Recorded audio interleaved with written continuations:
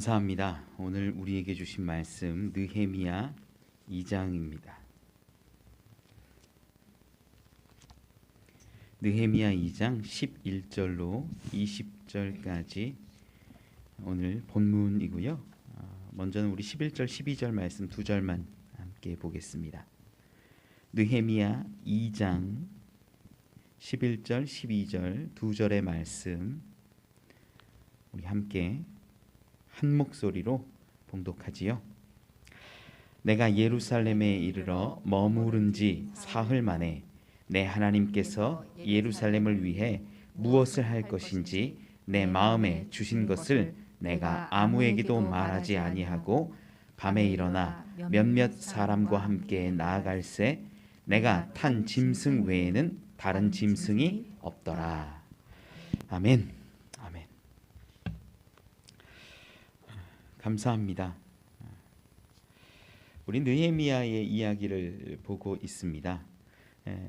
느헤미야의 예루살렘을 향한 마음, 그 예루살렘이 무너지고 성벽이 허물어지고 성문이 불탄 그 상황을 애통해하며 탄식했던 느헤미야였지요. 4개월 5개월간 기도하면서 그는 간구하고 아마 그 간구의 내용 가운데는 내가 예루살렘에 가서 성벽을 다시 회복하고 하나님의 전을 재건하기를 소망합니다. 이런 간구의 기도들이 아마 주를 이뤘을 겁니다. 그는 금식하고 간구하는 자였지요. 그가 얼마나 기도하는 자였는지 성경 가운데 보면 몇 개월을 기도했고 또한 이 아닥사스다 왕 앞에 나아갔을 때 무엇을 구하냐라고 묻는 그 자리에서도 묵도하며 하나님 앞에 기도했던 자가 느헤미야였다라는 거예요. 그 느헤미야는 왕의 기뻐하시는 이 응답으로 인하여서 이제 예루살렘으로 돌아올 수 있게 되었습니다. 예루살렘으로 돌아올 때 느헤미야는 지혜롭게 소망했던 모든 것들을 막 구하자 왕이 다 허락해줘요. 이 총독에 가는 조서를 받아 가지고 가는 놀라운 특권을 누리고 또 왕의 이 기병 부대와 함께 예루살렘으로 빠르게 이동할 수 있게 배려하는 것도 받습니다. 목재나 이런 것들 왕의 산림 감독관을 통해서 성벽 재건을 위한 여러 가지 물질이나 재료들까지도 확보했어요. 그 모든 것들을 느헤미야는 어떻게 고백하는고 이 8절 말씀 가운데 그렇게 기록하지요. 2장 8절 말씀에 기록하기를 마지막에 이야기해요. 내 하나님의 선한 손이 나를 도우심으로 왕이 허락했다. 그 모든 것이 하나님의 역사요 하나님의 선한 손의 도우심이라고 그는 분명하게 고백한다라는 거예요. 그리고 이제 오늘 본문은요 예루살렘에 당도한 느헤미야의 이야기가 기록됩니다. 본문으로 돌아와서 보면 11절 12절 말씀 오늘 말씀을 보니까 예루살렘에 도착하고 느헤미야가 3일 후에 움직이기 시작해요. 3일 동안 뭐 했을까? 그냥 쉬었을 것 같기도 하고 그 3일 동안 무엇을 했을지가 참 궁금하기도 합니다. 기본적으로는 좀 쉬었겠죠. 오랜 여정, 몇 개월간 되는 여정을 왔기 때문에 피로했을 겁니다. 몸도 마음도. 그런데 예루살렘 이 성 안으로 들어오는 광경을 그는 보았을까요? 보지 않았을까요? 봤겠죠. 예루살렘 안으로 들어오면서 이미 일부분을 보았을 겁니다. 아, 성벽이 무너졌구나. 성문이 불탔구나 하는 모든 것들을 보면서 마음 가운데는 탄식도 아픔도 있었을 것이고 그리고 내가 예루살렘에 이제 도착하면 어떻게 해야 될까? 하나님이 이렇게 도우시고 여기까지 함께 하셨는데 무엇을 할까? 이런 여러 가지 생각들이 3일 동안에 있었을 것으로 보여요. 그냥 몸만 쉬었던 것이 아니라 하나님이 주신 계획과 선한 손 가운데 어떻게 하면 성벽을 재건하고 이 성전을 회복할 수 있을 것인지를 고민하고 기도하고 묵상했을 거예요. 그러한 시간이 우려지니까 어떤 일들이 일어나냐면 12절 말씀에 기록하지요. 밤에 아무도 다니지 않는 그 밤에 아무에게도 말하지 않고 일어나서 몇몇 사람들과 함께 이 성벽을 다 이렇게 돌아보는 장면이 기록되어 있어요. 심지어 그리고 몇몇 사람들하고 함께 가는데 이 짐승을 타고 갔어요. 뭐 여기서 말이라고 기록하지 않죠. 그냥 짐승이라고 표현하는데 이 짐승이 추정하기는 이 노새나 이런 뭐 당나귀 같은 나귀 같은 작은 짐승이었을 것으로 추측해요. 왜냐하면 이 12절에도 기록하지만 내가 탄 짐승 외에는 다른 짐승이 없더라. 가는 길이 협착하고 좁고 많은 사람이 함께 갈 수 없는 길임을 좀 상징적으로 드러내는 대목입니다. 밤에 아무에게도 말하지 않고 아무에게도 드러나지 않게 몇몇 사람들만 데리고 그 어려운 길을 걸어가요. 표면적으로는 무너진 길이고 성경 말씀 가운데 이따 뒤에 보면 나오는데 그 짐승 한 마리조차도 함께 갈 수 없어서 아마 내려서 걸어갔을 것으로 추정하는 대목까지 나와요. 그러니 얼마나 길이 또 성벽이 허물어진 상태가 심했냐라는 거예요. 표면적으로는 그러해서 밤에 조용히 사람들과 함께 가지 않고 이렇게 움직였지만 그 중심에는 아마 이런 것들이 있었을 겁니다. 오늘 본문 가운데도 끝에 고백되어지지만 대적자들이 막 비웃고 할 때 그가 이 왕의 이름을 드러낸다거나 조서를 가지고 이야기하지 않고 오직 하나님의 뜻을 가지고 하나님의 마음을 가지고 그가 이야기하는 장면이 나와요.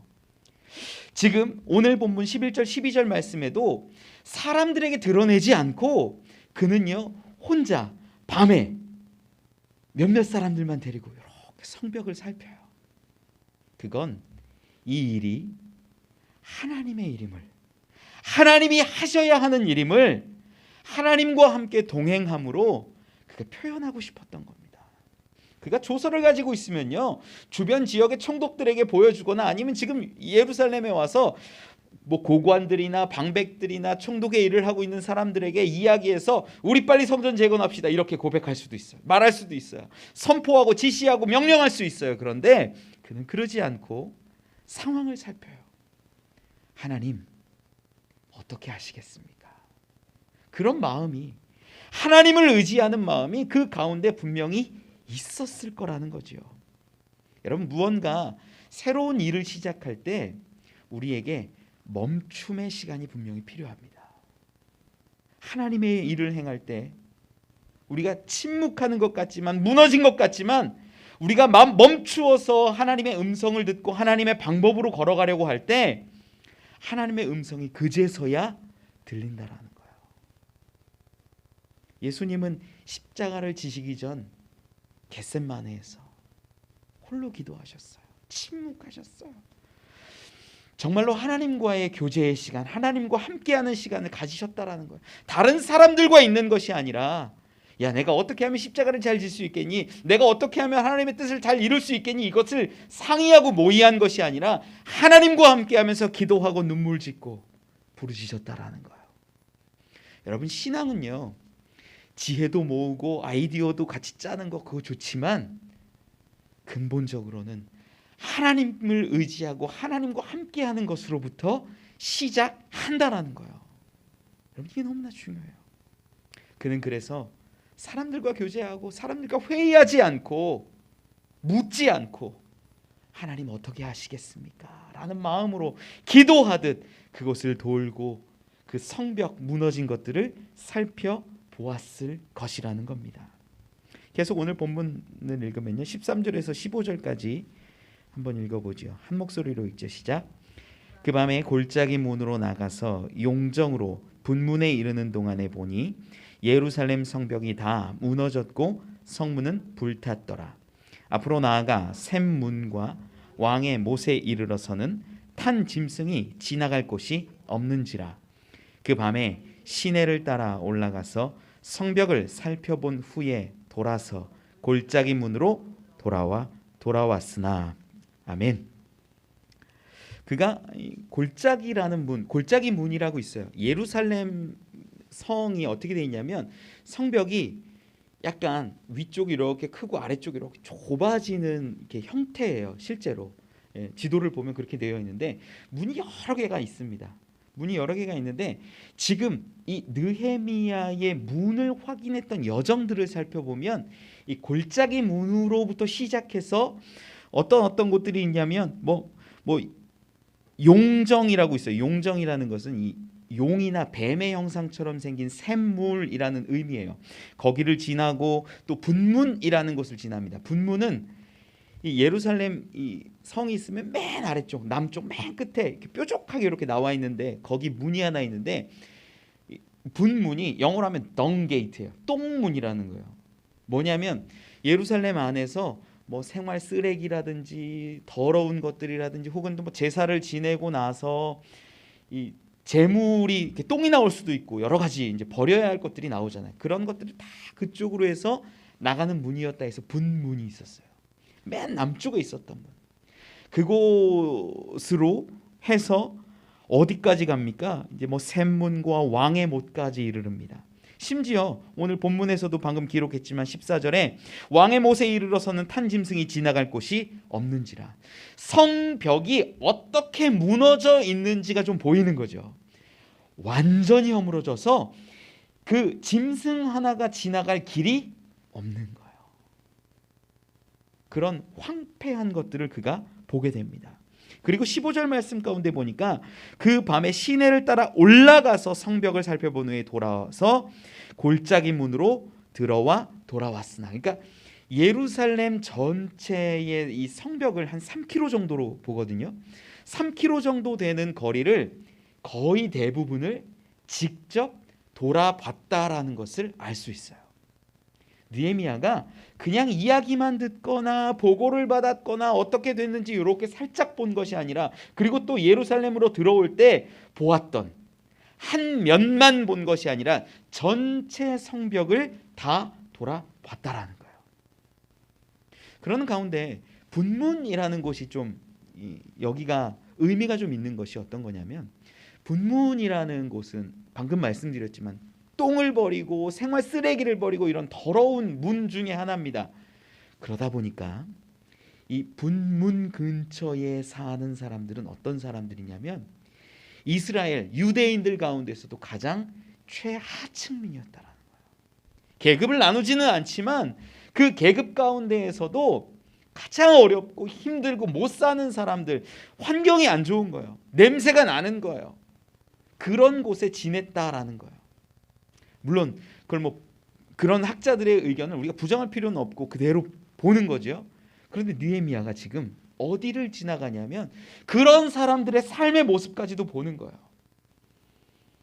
예루살렘 그 성벽을 또 문들을 돌면서 무엇을 보았겠어요? 문만 보고 벽만 봤을까? 아니에요. 그 사람들의 삶을 보는 거예요.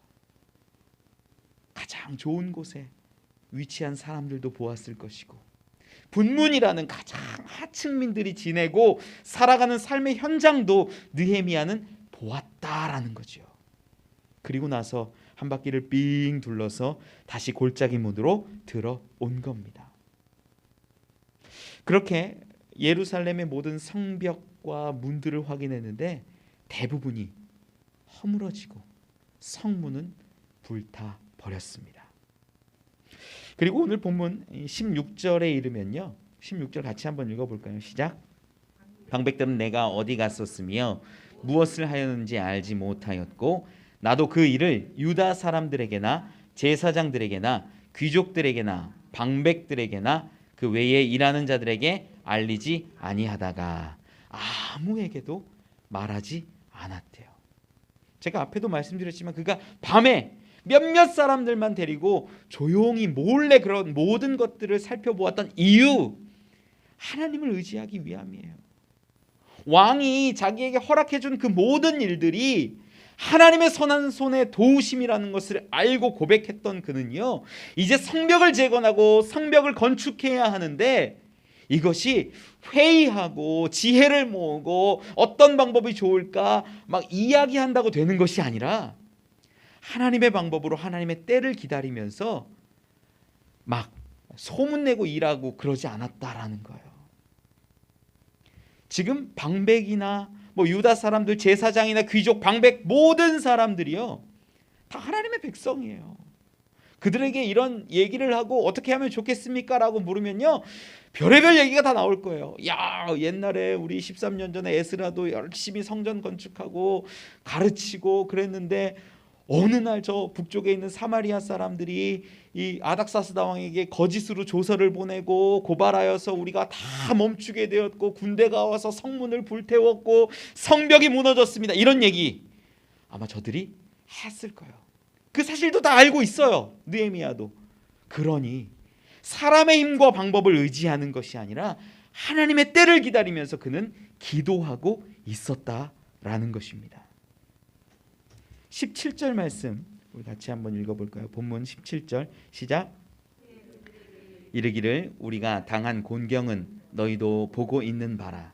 예루살렘이 황폐하고 성문이 불탔으니 자 예루살렘 성을 건축하여 다시 수치를 당하지 말자 하고. 아멘. 굉장히 중요한 말씀이 오늘 17절 18절에 기록되어 있거든요. 이 에스라도 그렇고 이 회복을 추구하는 사람들의 공통점이 나오는 게 뭐냐면 저들의 문제, 저들의 잘못이라고 얘기하지 않고 다 우리로 이야기해요. 이게 너무나 큰 공통점이에요. 여러분 이거 하나만 분명히 붙잡아도요 무너진 가정이 회복될 수 있어요. 다 남편 문제다, 아내 문제다, 자식이 잘못됐다 이렇게 손가락질하는 걸 우린 너무나 잘해요. 그런데 우리가 이게 손가락질을 하는 것 중에 두 손가락은 그를 가르치고 있지만 세 손가락은 나를 가르치고 있다는 얘기 알잖아요. 여러분 우리의 잘못이다, 우리의 허물이다라고 말했던 그 에스라의 기도, 오늘 본문에도요 느헤미야는 우리가 당한 곤경이라고 분명하게 말해요. 이스라엘의 공동체성을 다시 한번 확인하는 대목이지요. 그리고 그는 말합니다. 너희도 보고 있는 바라 예루살렘이 황폐하고 성문이 불탔으니 자 예루살렘 성을 건축하여 다시 수치를 당하지 말자 하고. 지금 우리 느헤미야 하면 머릿속에 딱 입력되는 게 많은 사람들이 성벽이에요. 성벽. 느헤미야 성벽 건축 이 정답이에요. 뭐 퀴즈 내면 느헤미야가 했던 것은 성벽 건축. 당연한 거예요. 오늘 본문도 우리가 성벽에 대한 것들을 보고 성벽 회복을 위해서 건축을 위해서 느헤미야가 이야기했죠. 그런데 놀랍게 전환되는 이야기가 하나 있어요. 여기 숨겨져 있어요. 17절 끝에 자 예루살렘 성을 건축하여 그리고 그가 뭐라고 해요? 다시 수치를 당하지 말자라고 이야기해요. 이게 너무나 중요해요. 왜냐하면 지금 그가 느헤미야가 예루살렘에 온 목적이 분명하게 드러나는 대목이기 때문이에요. 우리는 성벽 건축을 위해서 왔을 거다라고 이야기하지만 느헤미야는 어떻게 얘기하냐면 성벽을 건축하는 건 수단이고 성벽 건축하는 건 과정이고 그것으로 인하여 정말 원하는 것, 정말 이루어야 하는 것이 무엇이다라고 얘기하냐면 우리 다시는 앞으로 수치를 당하지 말자라고 이야기하는 거예요. 여러분 이게 너무나 중요해요. 그의 목적이요 성을 세우고 성벽을 재건하는 것에 있다라고 생각하지만 사실은 그게 아니에요. 이스라엘의 정체성을 회복하는 거예요. 여러분 지금 이스라엘의 성벽이 무너진 이 예루살렘의 성벽이 무너진 때가 언제예요? 140여 년 전에 그 뭐 느부갓네살로 인하여서 뭐 무너졌을 때부터 제대로 완성을 해본 적이 없는 거예요. 예수아와 이 스룹바벨이 왔을 때부터 제대로 완성을 하지 못했던 거예요. 에스라가 왔어도 성벽을 다 짓지 못한 거예요. 수많은 방해와 수많은 문제 가운데 넘어지고 무너지고 실패했어요. 느헤미야는 성벽도 중요하겠지만 성벽이 그냥 무너져 있는 그 모습을 보고 무엇을 보았냐면 이스라엘 백성을, 유대인들을, 그 삶을, 그 무너져버린 정체성들을 보았다라는 거예요. 사실은 진짜는 정체성입니다. 하나님의 백성이 하나님과 함께하고 있다라는 그 마음을 가졌던 민족이 그것이 무너지니까 아무것도 하지 못하고 있는 거예요. 수치스러운 일을 당하고 성벽을 세우지도 못하고 그냥 수십 년이 흘러버렸습니다. 아무런 일을 하지 못하고 있었습니다. 그래서 성벽을 건축하고 진짜 목적은 우리 이제는 다시는 앞으로는 수치를 당하지 말자라고 선포하는 거예요. 여러분, 우리는요, 우리 이게 교회들 막 지어가는 교회들 많이 보잖아요. 큰 교회들 가운데 우리 지방에도 있었죠. 어떤 목사님들이 야, 교회 부흥을 위해서 성전을 건축해야 돼. 성전을 건축하면 야, 다 잘 될 거야. 수많은 사람들이 요즘 작은 교회에 있으려고 해? 아니야. 크고 좋은 교회, 사람 많이 다니는 교회, 그리고 이 잘 갖추어져 있는 교회를 좋아하니까 빚을 내서라도 성전을 잘 건축하면 사람들이 몰려올 거야. 이런 생각을 진짜로 많이들 해요. 좀 더 좋은 공간, 쾌적한 공간이면 좋겠다. 그래서 교회 부흥이 일어날 거라고 생각합니다. 여러분, 그것으로 교회 부흥이 일어나는 게 아니에요. 지금 성벽을 재건하고 성전을 다시 건축하기를 소망하는데 뭐 때문에 하냐라는 걸 잘 봐야 돼요.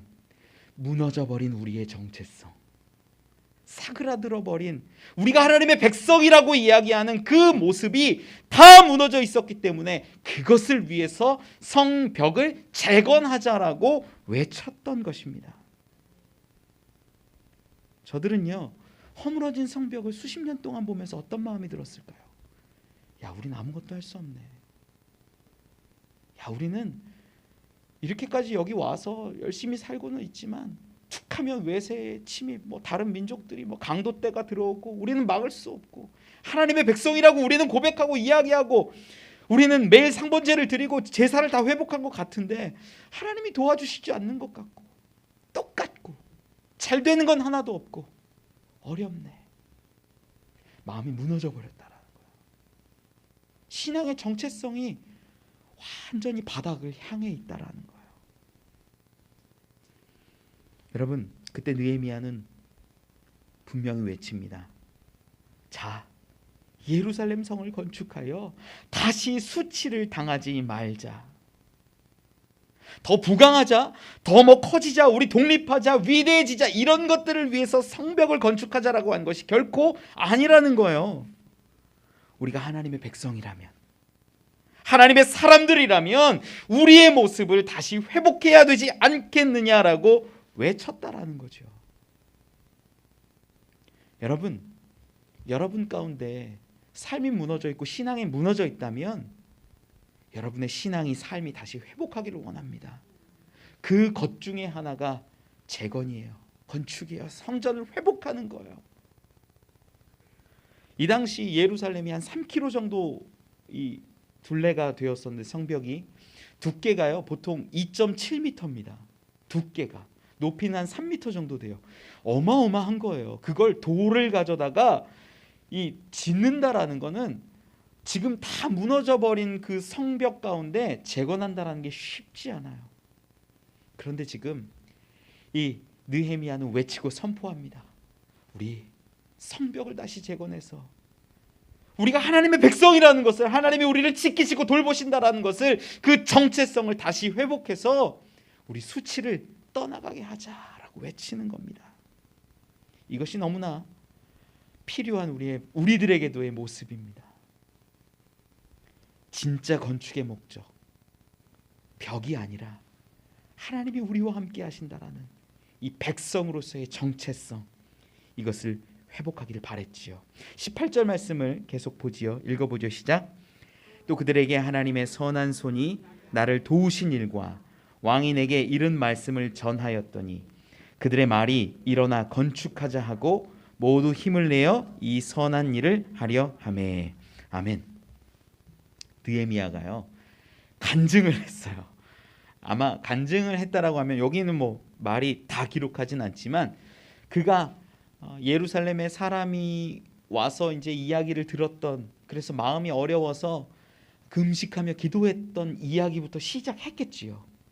그렇게 기도했을 때 왕이 나에게 물었고 왕에게 고하면서 왕이 기뻐하여 허락해주고 모든 것을 내어주고 이 왕의 경비병 기마병까지 붙여서 나를 여기까지 이끌었다라는 이 모든 것 고백하고, 마지막에는 아마 이 느헤미야가 하나님의 선한 손이 나를 도우셨다라고 선포했을 거예요. 그렇게 선포하니까, 간증하니까 이 사람들이 반응합니다. 18절 중간 이후에 나와요.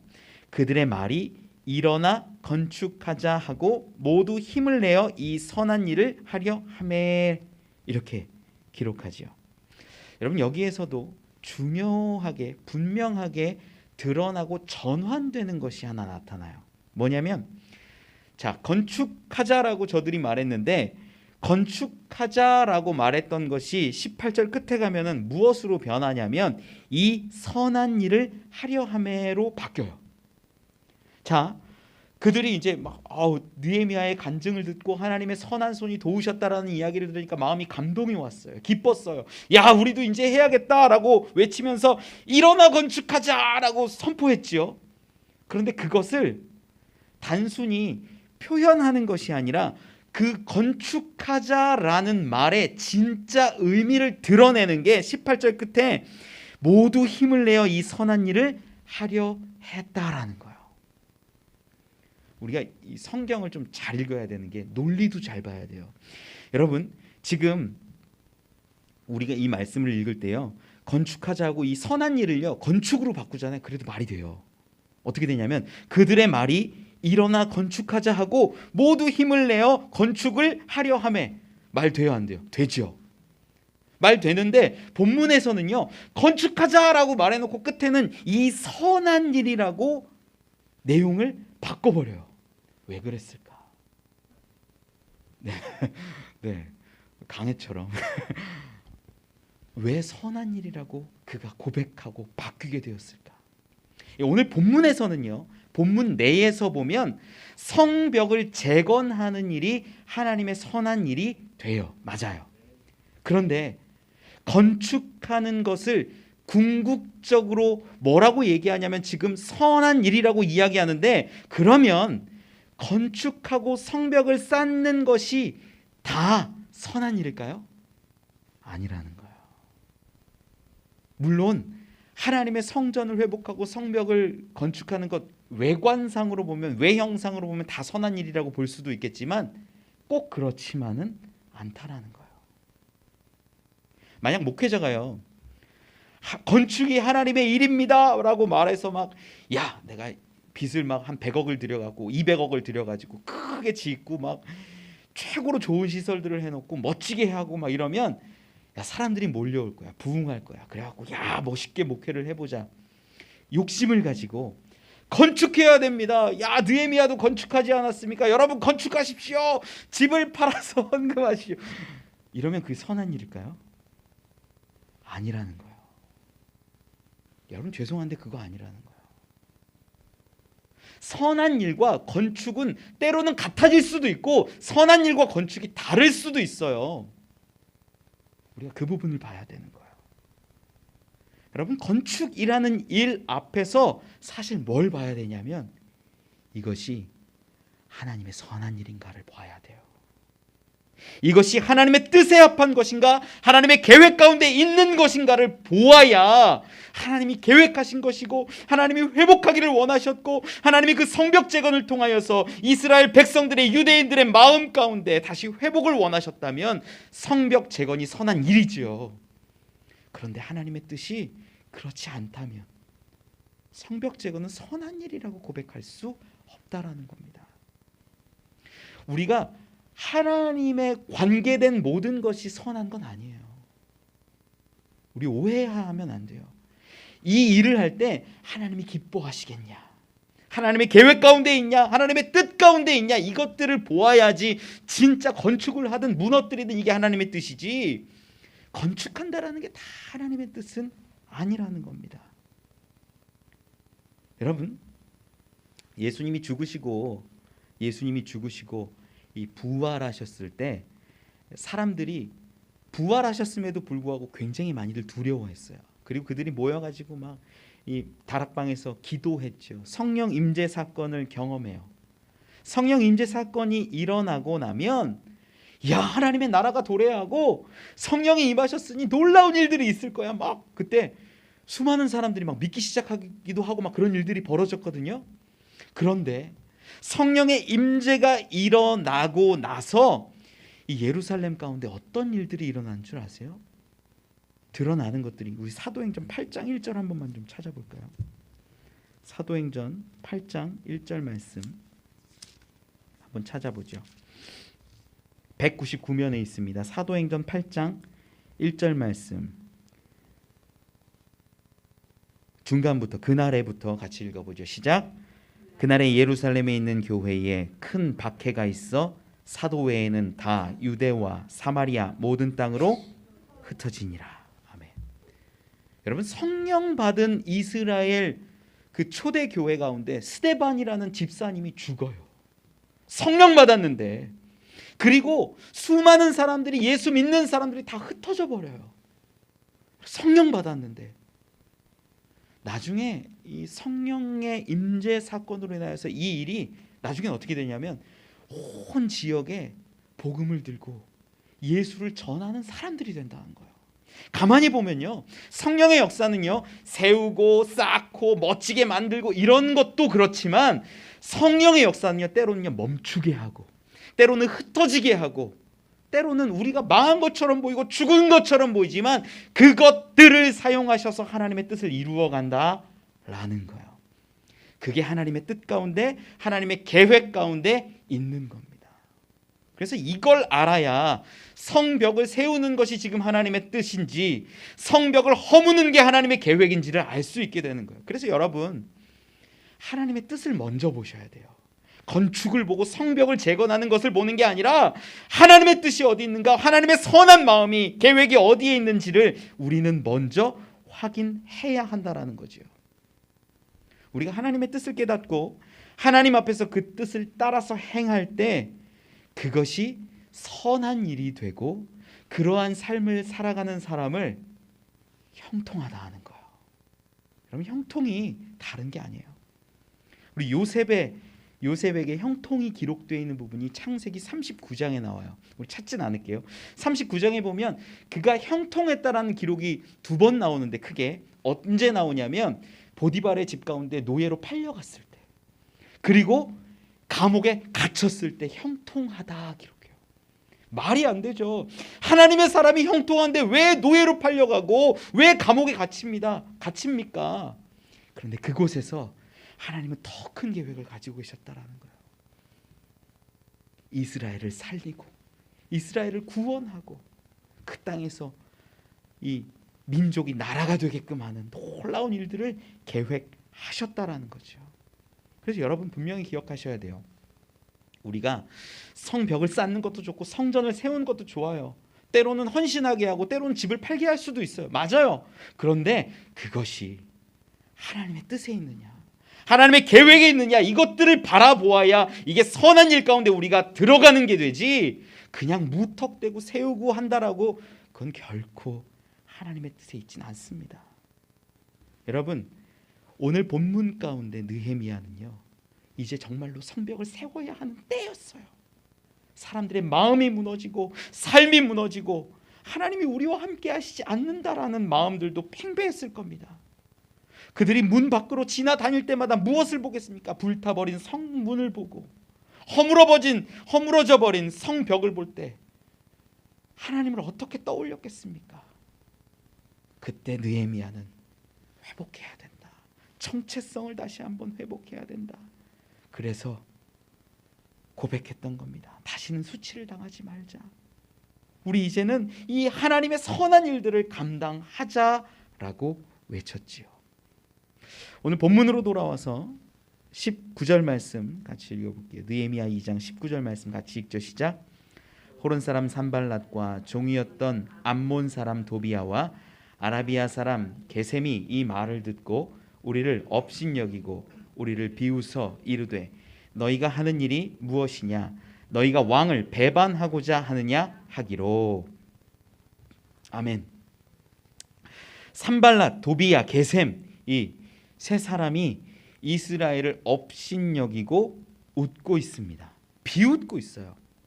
이 산발랏이 보는 이스라엘은요, 무능력한 자들이었다라는 거예요. 사실 처음에 느헤미야가 이 수산궁에서 이 예루살렘으로 온다라는 이야기를 들었을 때 그가 어떤 마음이었냐면 우리 느헤미야 2장 10절에 기록하잖아요. 10절 말씀 같이 한번 읽어볼까요?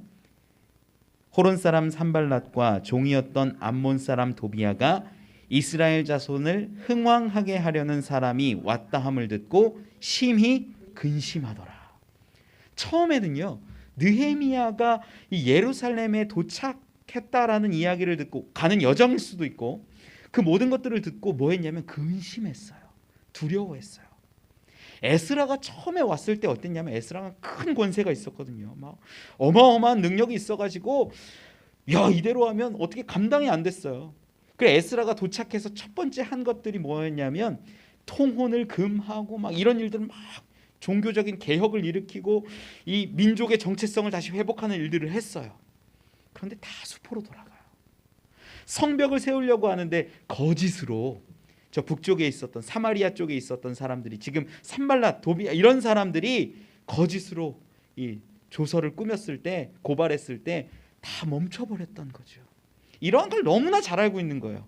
그러니까 오늘 본문에서도 끝에 보면 19절에 너희가 왕을 배반하고자 하느냐 성벽을 세운다고 코웃음 치는 거예요. 성벽 그거는 우리가 고발장 하나만 쓰면 끝나라고 생각했을 수도 있어요. 우리가 고발장 하나만 쓰면 니네는 끝나. 그리고 에스라가 막 종교적인 이 회복을 하고 민족의 정체성을 다시 세우려고 통혼했던 자들을 다 이렇게 내보내는 일들을 하거든요. 근데 그때 이 에스라서에 보면 기록도 있어요. 쭉 읽어보면 이 제사장부터 시작해서 수많은 사람들이 통혼했던 기록이 나오는데 113명 정도가 기록되어 있어요. 근데 이스라엘 전체 가운데 113명만 정말 통혼하고 결혼했을까요? 아닐 거라는 거예요. 사실은 이러한 일들을 어디서 볼 수 있냐면 우리가 좀 추정할 수 있는 부분인데 느헤미야 13장에 가면 나와요. 느헤미야 13장 23절 25절 말씀 한번 찾아보죠. 느헤미야 13장 23절로 25절 말씀 같이 한번 읽어보죠. 시작. 그때 내가 또 본즉 유다 사람이 아스돗과 암몬과 모압 여인을 맞아 아내로 삼았는데 그들의 자녀가 아스돗 방언을 절반쯤은 하여도 유다 방언은 못하니 그 하는 말이 각 족속의 방언이므로 내가 그들을 책망하고 저주하여 그들 중 몇 사람을 때리고 그들의 머리털을 뽑고 이르되 너희는 너희 딸들을 그들의 아들들에게 주지 말고 너희 아들들이나 너희를 위하여 그들의 딸을 데려오지 아니하겠다고 하나님을 가리켜 맹세하라 하고. 지금 느헤미야 끝에 가서도 지금 보면 통혼이 있어요 없어요? 있는 장면을 우리는 확인해요. 그러니까 에스라 시대의 그러한 이 종교적인 회복을 하고 정체성에 대해서 다시 한번 붙잡고 외치고 선포했어도 지금 한 10년 정도 13년 정도 지난 이때에 이 산발랏이 보고 도비야가 보면은 야 결혼 다 금했는데 한 10여 년 전에 지금도 다 결혼하고 있어. 지금도 자녀들 낳는데 심지어 느헤미야 13장에 보니까 자녀를 낳는데 아스돗 방언을 하고 암몬 방언을 하는데 유다 말을 해요 못해요?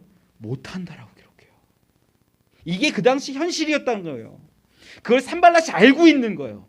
그러니까 두려워요 안 두려워요? 유대인들의 느헤미야가 성벽을 재건하는 거 일도 아닌 거예요. 야 이거 고발장 하나면 끝나고 어차피 결혼했는데 느헤미야 그 에스라도 하려고 했는데 실패했던 거야. 일부만 했지 다 실패했어. 결국은 별것 없어. 이런 마음을 산발랏이 가졌던 거야. 그래서 처음에는 두려워했는데 혹시나 왕의 권능을 가지고 막 사마리아 사람들을 무찌르고 제압하고 이러면 어떨까 고민했는데 그게 아니라 겨우 하겠다는 게 성벽 재건인 거예요. 야, 고발장 하나? 그리고 우리 살아가는 대로 그냥 이렇게 살면 다 무너져. 여러분 유대인들이 늘 무너지고 실패하는 것 같아요. 산발랏이 보기엔 그랬어요. 무능력했어요.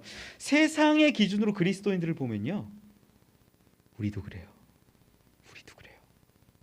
우리도 하나님 막 뜨겁게 믿는 것 같고 찬양하고 예배하고 신앙을 다시 회복하겠습니다 선포하고 다짐하고 그러더라도 우리 어떻게 돼요? 또 넘어지는 거예요. 또 통원하는 거예요. 또 그 문화 받아들이는 거예요. 우리 아들들에게 또 그 여자들을 주게 하고 또 서로 그런 일들이 너무나 많은 거예요. 산발랏이 이방 사람들이 세상이 우리를 더 잘 알아요. 여러분 그래서 그는 어떻게 한 줄 아세요? 느헤미야는 20절에 기록해요. 20절 말씀을 같이 한번 읽어보죠. 시작. 내가 그들에게 대답하여 이르되 하늘의 하나님이 우리를 형통하게 하시리니 그의 종들인 우리가 일어나 건축하려니와 오직 너희에게는 예루살렘에서 아무 기업도 없고 권리도 없고 기억되는 바도 없다 하였느니라. 아멘. 자, 느헤미야는요, 이 다른 지역의 총독들에게 보내는 조서를 갖고 있었어요. 이 산발랏이라는 사람이 사마리아 지역의 총독으로 이제 추정하기는 해요. 왜냐하면 그건 군대도 동원하기도 하고 뭐 이런 모습들을 보이거든요. 이 산발랏이 그쪽의 총독이라고 한다면 그 총독에게 줄 수 있는 조서가 있을까요, 없을까요? 있지요. 아닥사스다 왕에게 받아왔지요. 그런데 그 조서를 들이밀고 왕이 허락했다 이렇게 해요, 안 해요? 오늘 본문에 보면 안 해요. 누구를 의지하는 거예요? 하나님을 의지하는 거예요. 권세가 있고 권능이 있지만 세상 사람들은 우리를 비웃지만 저 북쪽 사마리아 사람들은 지금 성벽을 건축하겠다는 이야기를 듣고 비웃고 웃고 있지만 가소롭다 이야기하지만 그는요 자기의 연약함을 알았기 때문에 하나님을 의지했다라는 겁니다. 왕이 허락했습니다라고 왕의 조서를 꺼내는 게 아니라 하늘의 하나님이 우리를 형통하게 하시리니라고 선포해요. 지금 그 일이 하나님에게 붙잡힌 일이 되었음을 이야기하고 있는 거예요. 여러분, 세상과요 싸울 때요 그들의 기준 가운데 우리가 대결하면요 질 수밖에 없어요. 그들이 고발하면요 우린 붙잡혀갈 수밖에 없고요. 그들이 이기려고 하면요 우린 당할 수밖에 없어요. 그러면 우리는 무엇을 의지해야 되냐? 하나님이라는 거예요. 여러분, 여러분의 무너진 가정이 있고 교회가 무너져 있고 신앙이 무너져 있다라고 하면 동일합니다. 우리에게 권세가 있을지라도 우리에게 능력이 있을지라도 그것을 의지하는 것이 아니라 하나님을 의지하고 하나님을 바라보며 형통을 소망하고 구해야 된다는 거예요. 무엇에 하나님의 계획이 있고 무엇에 하나님의 뜻이 있고 하나님의 선한 일들이 있는가를 바라보면서 하나님 지금 성벽을 재건할 때입니까? 하나님 혹시 우리를 흩으셔서 복음을 전하게 할 때입니까? 하나님의 뜻이 어디에 있습니까? 라고 외치고 부르짖는 것. 그러면 우리가 때로는 노예로 팔려가고 때로는 감옥에 갇힐지라도 하나님이 형통케 하실 거라는 거예요. 여러분 분명히 기억하십시오. 느헤미야는 성벽 재건하기를 소망했지만 더 멀리 본 것은 하나님 백성의 정체성을 회복하고 수치를 당하지 않으며 하나님의 선한 일들을 이루어 가기 위함이었다라는 겁니다. 그래서 성벽 재건을 외쳤고 저들에게 간증했고 하나님의 선한 손을 선포했어요. 그때 수많은 사람들이 일어나 우리가 건축하자, 선한 일을 감당하자라고 말합니다. 여러분 이러한 하나님의 선한 일들이 여러분 가운데, 가정 가운데, 교회 가운데 회복되어져서 우리가 수치를 당하지 않고 하나님의 정말 백성된 자로, 자녀된 자로 기쁘게 살아갈 수 있기를 소망합니다.